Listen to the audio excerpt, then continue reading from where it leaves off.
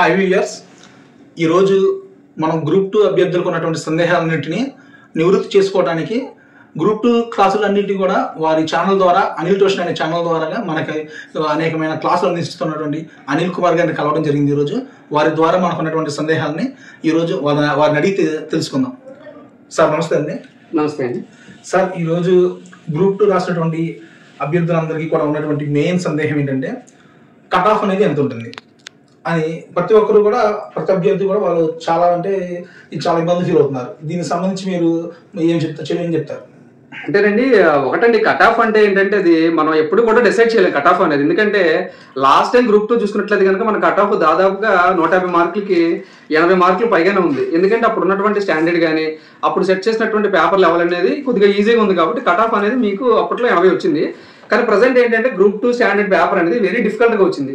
So దీనివల్ల ఏమైందంటే already చాలా మంది 1:100 కోసం వినతి పత్రాలు అందించడం, అదేవిధంగా ట్విట్టర్లో, సోషల్ మీడియాలో ఏంటంటే రిక్వెస్ట్ చేయడం, ఈ విధంగా చేయడం వల్ల ఆల్రెడీ 1:100 అని చెప్పి మన ఏపీఎస్సీ బోర్డు మెంబర్ అయినటువంటి సుధీర్ గారు ఆ ట్విట్టర్లో ఆల్రెడీ పోస్ట్ చేశారు. సో దీనికి సంబంధించి మనకి అఫీషియల్ నోటిఫికేషన్ అనేది వెబ్సైట్లో పెడతారు. కాబట్టి 1:100 అంటే మనకు దాదాపుగా 4 లక్షల మంది ఎగ్జామ్ రాశారు. కాబట్టి ఇంచుమించు 1 లక్ష మందిని సెలెక్ట్ చేయాలి. కాబట్టి నాకున్నటువంటి అనాలిసిస్ ప్రకారం, అదేవిధంగా మన ఛానల్లో ఆల్రెడీ పోలు, మిగిలినటువంటి ఛానల్స్ అంతా కూడా అనాలిసిస్ చేసింది ఏంటంటే దీని ప్రకారం ఏంటంటే ఎవరికైతే 25 మార్కులు పైబడి వస్తాయో ఈ 150 మార్కులకి మినిమం 25 మార్కులు వచ్చిన అందరూ కూడా మెయిన్స్ ఖచ్చితంగా ప్రిపేర్ అవ్వచ్చండి. Thank you sir. Sir, next question వచ్చేసి అభ్యర్థులకి మెయిన్ వారికి వచ్చినటువంటి స్కోర్లో నెగిటివ్ మార్కింగ్ పోను ఎంత వచ్చిందని తెలుసుకోవడం కూడా కొంతమంది తెలియటం లేదు. అది ఎలా అనేది కొంచెం మీరు చెప్పరా? అంటే స్కోర్ ఎలా చూసుకోవాలి తెలియట్లేదు సార్. సో ఒకటేంటంటే స్కోర్ ఏంటంటే చాలా మంది నెగిటివ్ మార్కింగ్ ఉండడం వల్ల వాళ్ళు స్కోర్ను కూడా కొంతమంది చూసుకోలేకపోతున్నారు. అంటే అది వాళ్ళ తప్పు కాదు. కాకపోతే ఏంటంటే వాళ్ళ స్కోర్ ఎంత వచ్చిందని ఎగ్జాక్ట్గా వాళ్ళు తెలుసుకోవాలంటే ఎలా క్యాలిక్యులేట్ చేసుకోవాలంటే చూడండి, ఇప్పుడు మనకి 150 మార్క్స్ ఎగ్జామ్ ఉంది. సో దీంట్లో ఫర్ ఎగ్జాంపుల్ మీరు ఒక 100 క్వశ్చన్స్ అటెంప్ట్ చేశారు. అందులో ఒక 70 క్వశ్చన్స్ అనేవి కరెక్ట్గా ఉన్నాయి అనుకోండి, అంతే ఇష్యూ. సో 70 క్వశ్చన్స్ మీరు కరెక్ట్గా అటెంప్ట్ చేశారు. మిగిలినటువంటి 30 క్వశ్చన్స్ ఏవైతే ఉన్నాయో ఇవన్నీ రాంగ్ అటెంప్ట్ చేశారు. మీరు ఎలా స్కోర్ని క్యాలిక్యులేట్ చేసుకోవాలంటే, సో 30 మార్కులు మీరు రాంగ్ అటెంప్ట్ చేశారు కాబట్టి ఆ 30 మార్కులు మీకు పోయినాయి, ఇంకా రావాయి.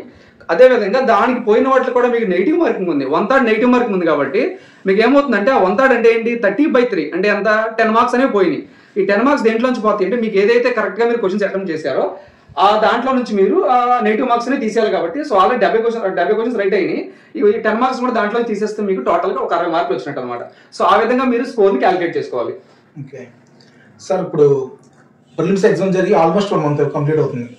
రిజల్ట్స్ ఎప్పుడు ఉండొచ్చు అంటారు? ఆ రిజల్ట్స్ ఆల్రెడీ మనకి ఏప్రిల్ 2nd వీక్లో ఉంటాయని చెప్పి మనకి అఫీషియల్గా అనౌన్స్ చేస్తారండి. అంటే మీకు ప్రిలిమ్స్ అయిపోయి 1 మంత్ అయిపోయిందని మీరు అంటున్నారు, కానీ యాక్చువల్గా మీరు 1 మంత్ వేస్ట్ చేస్తారని నేను అంటున్నాను. ఎందుకంటే మీరు రిజల్ట్స్ కోసం చూసి 1 మంత్ చదువుకోకుండా వేస్ట్ చేస్తారు. మనకి ఏప్రిల్ 2nd వీక్లో రిజల్ట్స్ వచ్చేస్తాయి. కాబట్టి ఈ 2 వీక్స్ అయినా సరే వేస్ట్ చేసుకోకుండా మీరు మీ యొక్క మెయిన్స్ ప్రిపరేషన్ కొనసాగించండి. సార్, ఇప్పుడు మెయిన్స్ ఎగ్జామ్ అనేది మనకి ఎన్ని నెలల్లో జరగవచ్చు? మెయిన్స్ ఎగ్జామ్ అనేది మనకి జూన్లో జరుగుతుంది. ఖచ్చితంగా మనకి ఉన్నటువంటి ఇన్ఫర్మేషన్ ప్రకారం ఖచ్చితంగా జూన్లో కానీ, లేకపోతే జూన్లో మేబీ ఎలక్షన్స్ రిజల్ట్స్ ఉండడం వల్ల జూన్ మంత్ ఎండింగ్లో కానీ, లేకపోతే జూలైలో కానీ ఖచ్చితంగా మనకి మెయిన్స్ ఎగ్జామ్ ఉంటుంది. ఓకే, ఇప్పుడు ప్రిలిమ్స్ ఎగ్జామ్ అనేది వచ్చిన ఆ కాఠిన్యత బట్టి, ఆ డిఫికల్ట్నెస్ బట్టి ఫ్రెషర్స్ చాలా మంది చాలా భయపడుతున్నారు. అసలు మనం ఈ గ్రూప్ 2 ఉద్యోగానికి పనికొస్తామా లేదా అని. ఇప్పుడు వాళ్ళు ఈ పేపర్ కాఠిన్యత వల్ల కొంచెం ఏదో విధంగా క్వాలిఫై అయినప్పటికీ మెయిన్స్ ఎగ్జామ్ అనేది చదవగల, ఆ మెయిన్స్ లో క్వాలిఫై అవుతామా లేదా అనే భయంలో వాళ్ళ ప్రిపరేషన్ కూడా ఆపేశారు. వాళ్ళు మీరే విధంగా సలహా ఇస్తారు? సో ఒకటండి, ఇక్కడ మనకి పేపర్ డిఫికల్టీ లెవెల్ అనేది ఎవరు ఎలా సెట్ చేస్తారనేది, ఎవరు ఎలా ఇస్తారనేది ఎవరు ఎక్స్పెక్ట్ చేయలేరు. కాకపోతే యాస్ మీరు చెప్పేది నిజమే, గ్రూప్ 2 ప్రిలిమ్స్ స్టాండర్డ్ అనేది గ్రూప్ 1 కంటే ఎక్కువ స్టాండర్డ్ ఉంది. అంటే యూపీఎస్సీ రేంజ్ లో ఉంది, అది అందరూ కూడా ఒప్పుకోవాల్సిందే. సో ఇప్పుడు ఏంటంటే గ్రూప్ 2 మెయిన్స్ మీరు 1:100 కోసం పోరాడి ఏదో క్వాలిఫై అయిపోయారు. సో క్వాలిఫై అయినంత మాత్రాన్ని మీకు మెయిన్స్ లో పోస్టులు రావన్నమాట. ఓకేనా? సో మెయిన్స్ లో పోస్టులు రావు. మీరు ఏం చేయాలంటే ప్రిపేర్ అయ్యేటప్పుడే ఆబ్జెక్టివ్ ఓరియంటేషన్ లో కాకుండానే మీ యొక్క మెయిన్స్ ప్రిపరేషన్ మీరు కాన్సెప్ట్ వైజ్ చదువుకోవాలి. అంటే ఫర్ ఎగ్జాంపుల్ ఇప్పుడు మీరు ఏదైనా ఒక కాన్సెప్ట్ తీసుకున్నప్పుడు ఆ కాన్సెప్ట్ సంబంధించి మీరు 360 degrees లో మీరు ఆ కాన్సెప్ట్ చదువుకోవాలి. ఇప్పుడు ఏదైనా సరే ఒక కరెంట్ అఫైర్స్ సంబంధించి మీరు చదువుకున్నారంటే దాన్ని మీరు పాలిటీతో లింకప్ చేసుకోగలగాలి. అదేవిధంగా ప్రజెంట్ సైన్స్ అండ్ టెక్నాలజీ సంబంధించి కూడా ఉన్నాయి కాబట్టి దాంతో కూడా లింకప్ చేసుకుని ఆ విధంగా ప్రిపేర్ అవ్వాలి. అదేవిధంగా నోట్స్ కూడా మీరు సొంతంగా మెయింటైన్ చేయాలండి. ఆ విధంగా మీరు మెయిన్స్ ప్రిపేర్ అవ్వాలి. Yes sir, thank you. And next main ఏంటంటే గ్రూప్ 2 సంబంధించి అనేకమైన పబ్లికేషన్స్, అనేక బుక్స్ని మార్కెట్లో ఉన్నాయి, అవైలబుల్గా ఉన్నాయి. కానీ మనం మెయిన్స్లో మ్యాక్సిమం స్కోర్ చేయడానికి ఏవి బెస్ట్ బుక్స్ అనేది మీరు రిఫర్ చేస్తారు? Standard books sir. ఎస్, ఈ స్టాండర్డ్ బుక్స్ కి సంబంధించి ఆల్రెడీ మన ఛానల్లో వీడియో అప్లోడ్ చేయడం జరిగిందండి.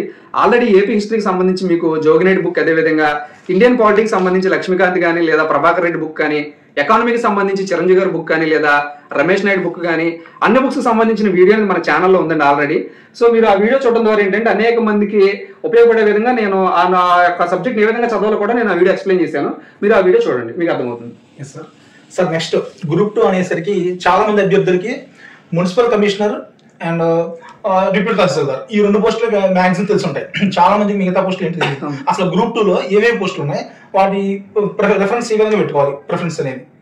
ఓకే, గ్రూప్ 2 ప్రిఫరెన్స్ ఏంటంటే మీరు ఒకటండి, గ్రూప్ 2 ఏంటంటే ఎగ్జిక్యూటివ్ పోస్ట్, అదేవిధంగా నాన్ ఎగ్జిక్యూటివ్ పోస్ట్ అని చెప్పి 2 రకాలు ఉంటాయి. సో ఎగ్జిక్యూటివ్ పోస్టులు అంటే ఏంటంటే ఇంచుమించు గెజిటెడ్ ఉద్యోగాలు అనమాట అవి.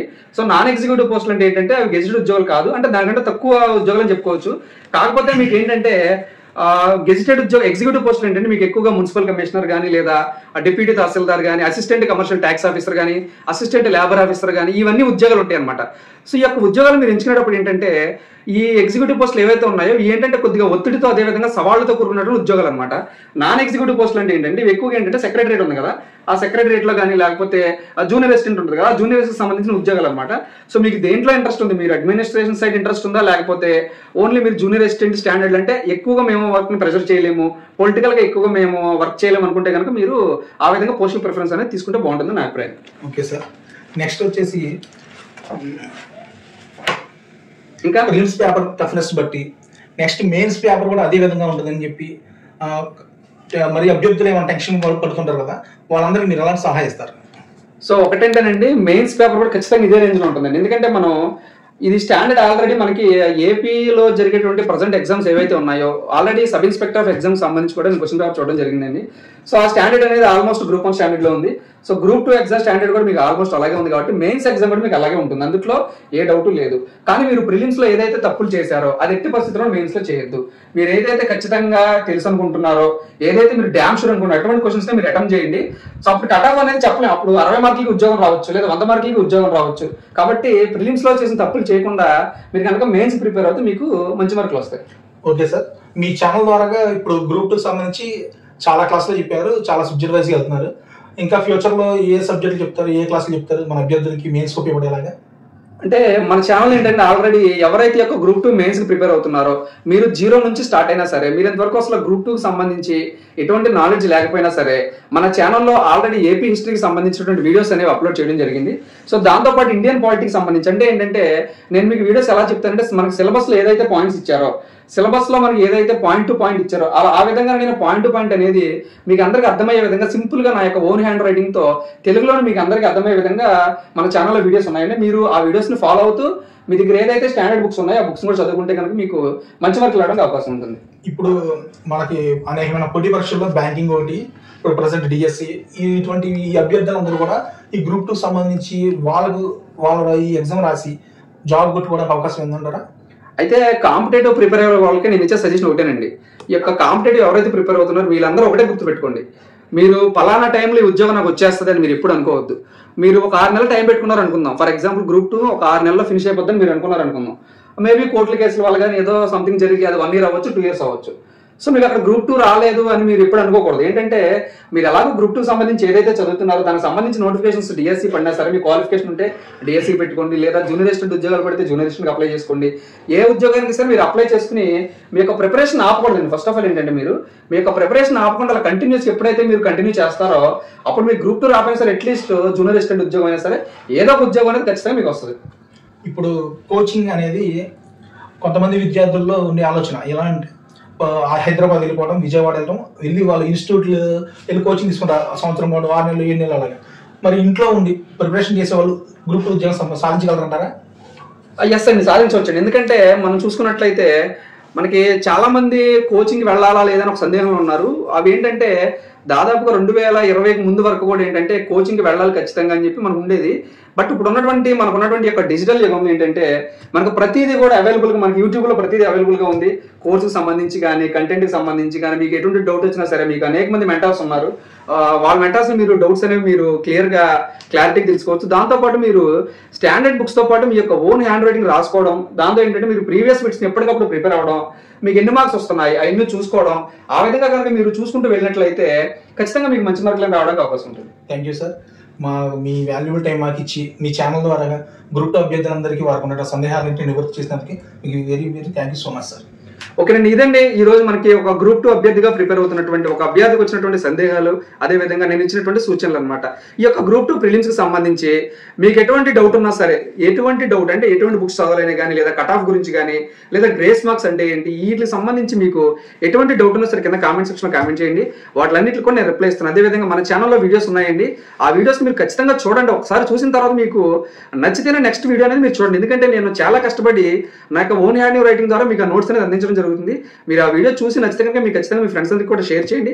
ఫైనల్ గా మీరు కనుక మొట్టమొదటిసారి కనుక ఈ వీడియో చూస్తున్నట్లయితే కంపల్సరీ మన ఛానల్ని సబ్స్క్రైబ్ చేసుకొని ఈ వీడియో మీ ఫ్రెండ్స్ అందరికీ కూడా షేర్ చేయండి. All the best.